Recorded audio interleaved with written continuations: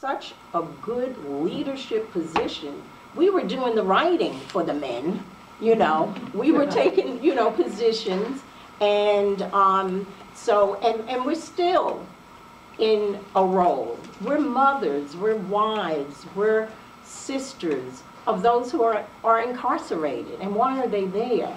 Because of the history. Their history and the history of this government. So I am going to enjoy listening to everyone else, and I'll be, you know, available for questions. And we only have about 6 to 10 minutes, and you know I can tell you a whole lot because, you know, things happened to my family because of the COINTELPRO. My parents died within months of each other at the age of 51 after being harassed by the FBI. I was almost stopped from coming into this country. They wanted to know how long I was going to stay in this country. I said, well, I live here, you know. So, I mean, we went through a lot, but we're stronger for it, and that's why I'm happy to be able to share what I can with you. Okay? So thank you so much. And so our second speaker is going to be Mr. Syed Ahmed, who is the father of Haris Ahmed.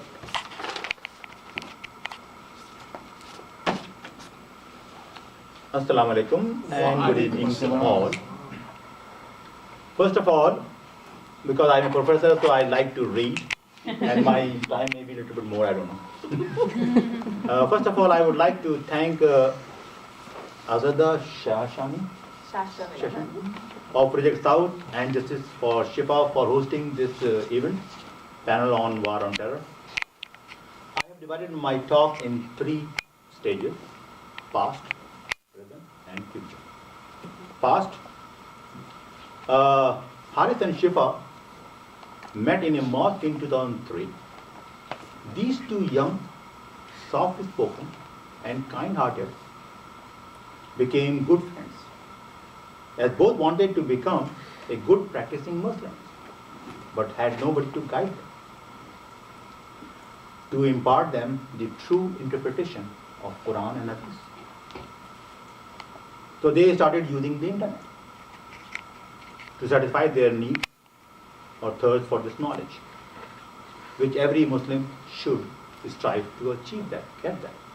This search landed them to such websites, and according to some reliable sources, there are more than 5,000 of them. Such sites, some of these sites have chat groups, and in those chat groups, I'm sure there are some informants. They try to incite those people who have this kind of mind. Most of these sites promote only the violent jihad, which is only allowed if you cannot live and practice Islam.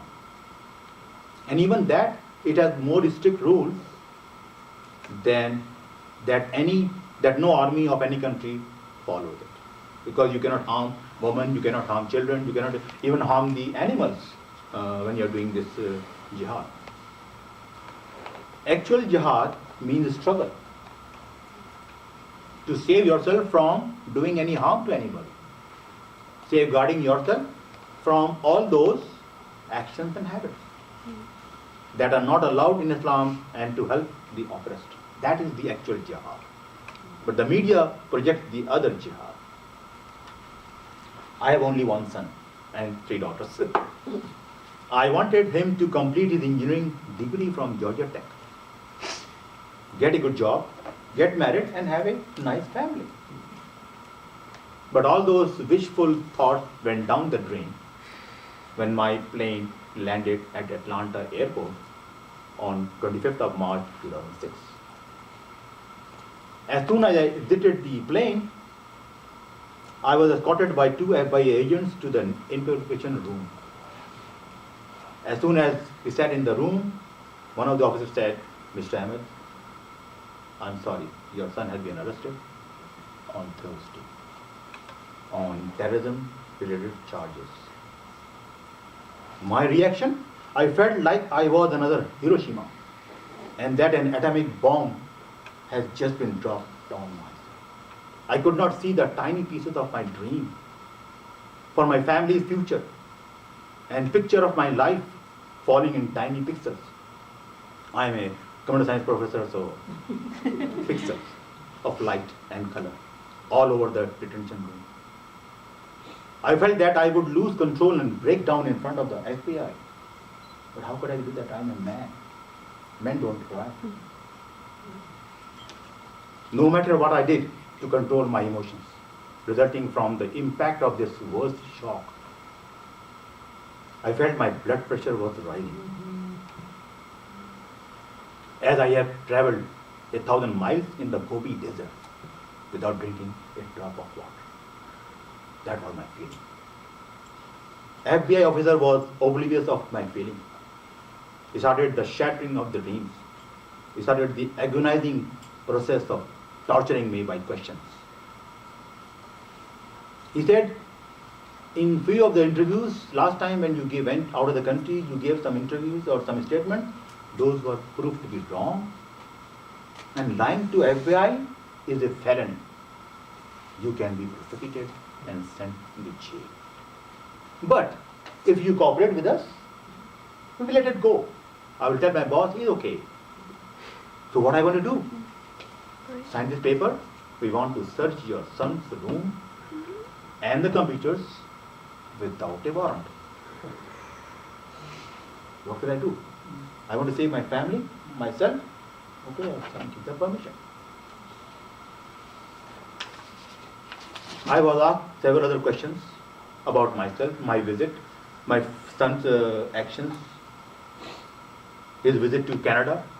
All those things I said, I have no idea, I have no knowledge what he did.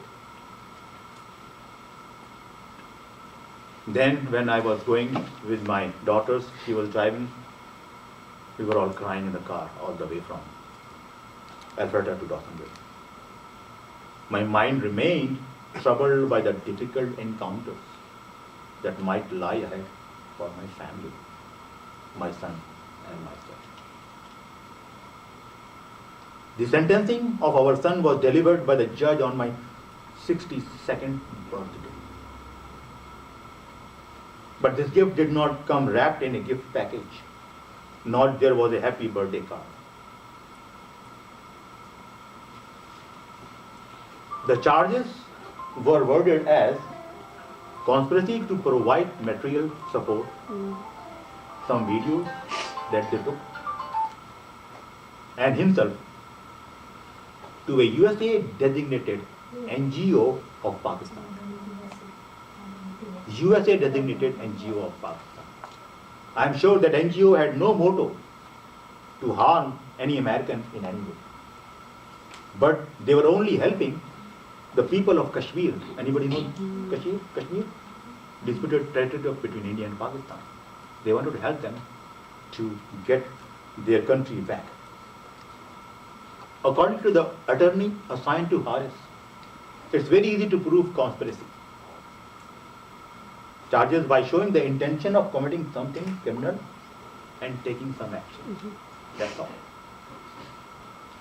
Both these men were encouraged and motivated by the persons in the chat groups, by some text on the chat groups, to go ahead with their desire for jihad. They took some action, taking some pictures. That's all. Sending it to somebody in England. They traveled to England or they traveled to Canada or to Pakistan, but Haris never joined any terrorist organization. He went to Pakistan to get a degree in Islamic studies. What's wrong about that? Islamic studies. But due to the new laws in Pakistan, he could not get admission because he was a foreigner. He was a US citizen. So he came back to Georgia Tech. He started taking interest, became a good student. But FBI was following him everywhere. Okay, that was the story, the past. Present. 2 more minutes, okay. Haris and Shifa have spent 10 years behind bars. In a way, they have wasted their most valuable and productive, I don't mean reproductive, life. Years of life. Their families have also suffered a lot. I have missed Haris almost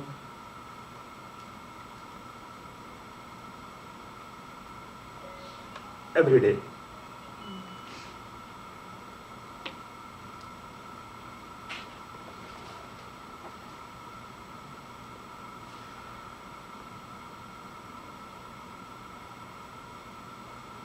More when I have to cut the grass.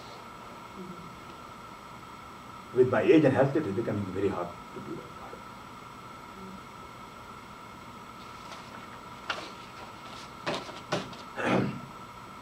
Sorry about that. Both these men have realized their past mistakes and foolish actions. Both of them can become a real asset to the government effort to make America safe. We don't want America safe, we want it. And they can help it. Why? Because they can go and talk to the people, to the young men, who may be distracted by the ISIS propaganda sites. For this, I even suggested it to President Obama in the last year of his first term. But my email never reached his table. And nobody even bothered to reply. Now what we want in the future?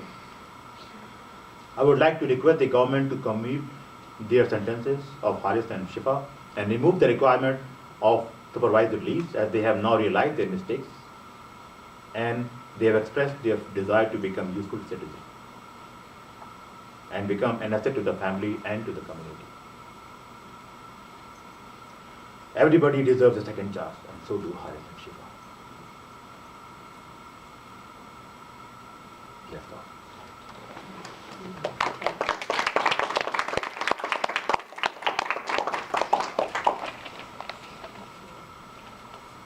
So Sonali Sadequee, who's the sister of Shifa Sadequee, is going to be our third speaker. Thank you.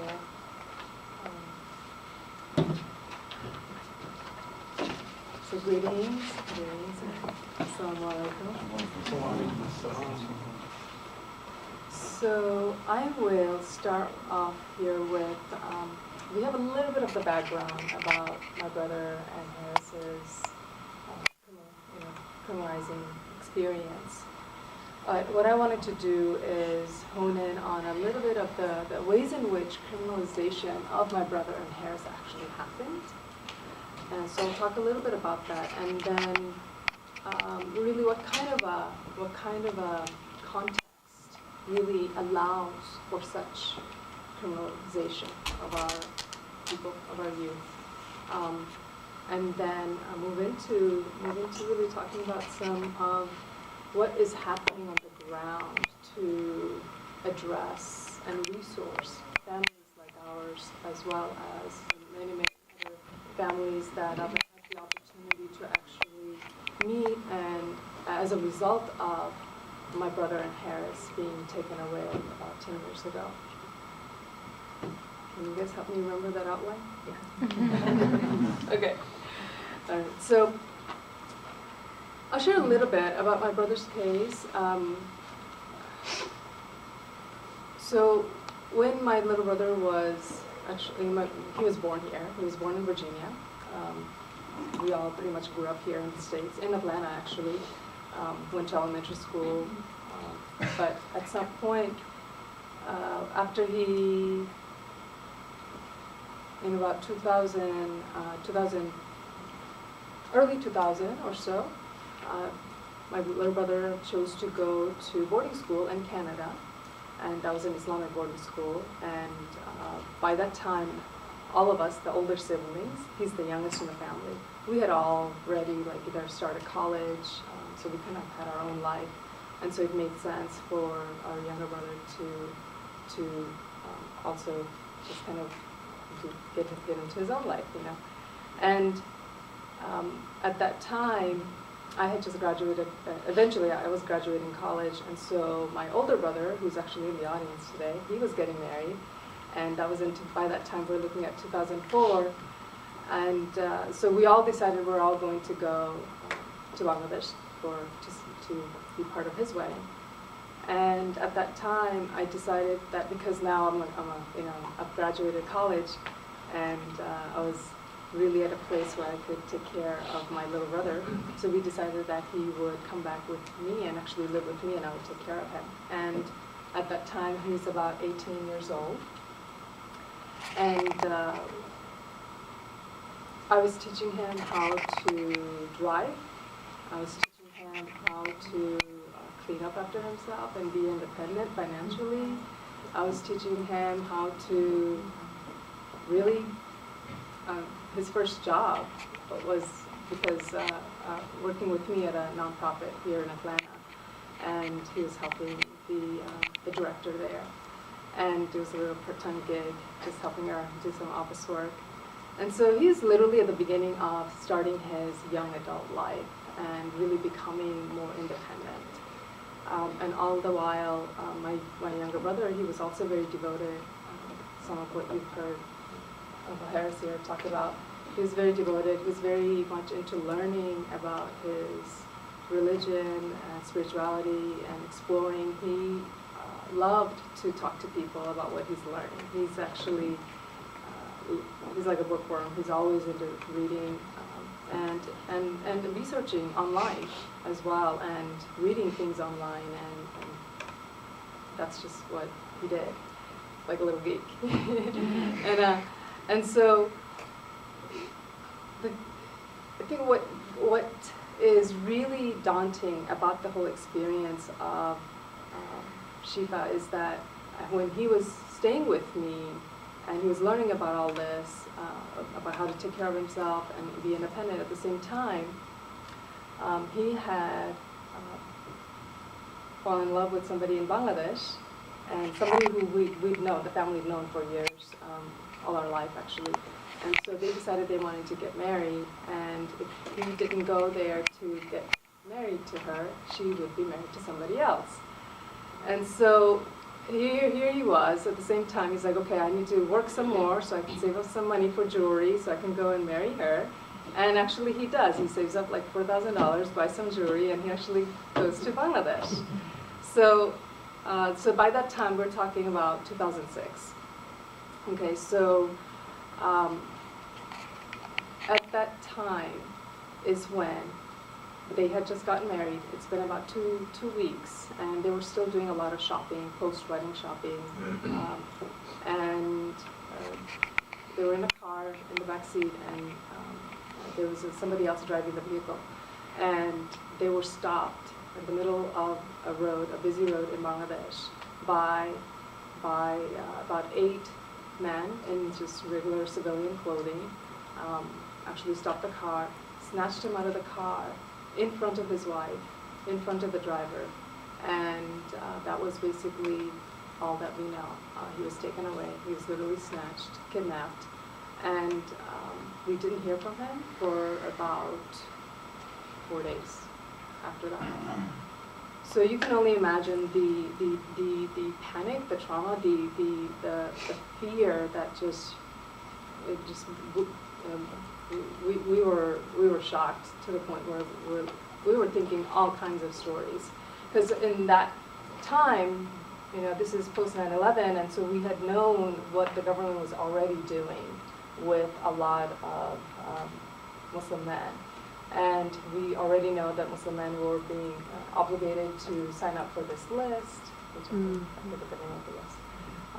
So anyway, and enlist and all of that, and then they were being criminalized. That all we knew is like my brother would be like somehow sent to Guantanamo Bay, and we didn't hear from him for 4 days. We were calling lawyers, lots of organizations, folks actually, individuals, organizers and activists and lawyers within social justice and human rights organizations were also calling us, lending us their support and their guidance around what we can do. And that was really one of the first things that was really helpful, to have that guidance from local organizers and activists and lawyers and really saying, okay, this is what you got to do, contact this. And of course,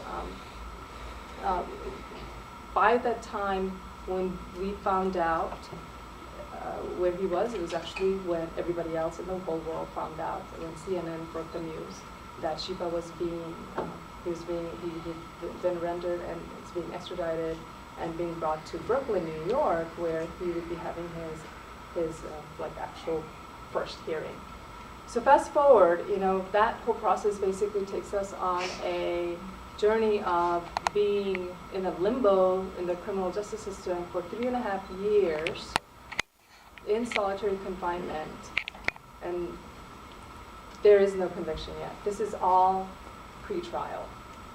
And so it's almost like, okay, we don't even really know what he has committed, and yet he's already in solitary confinement. It just didn't make sense and first of all, it didn't even make sense why he was even kidnapped. And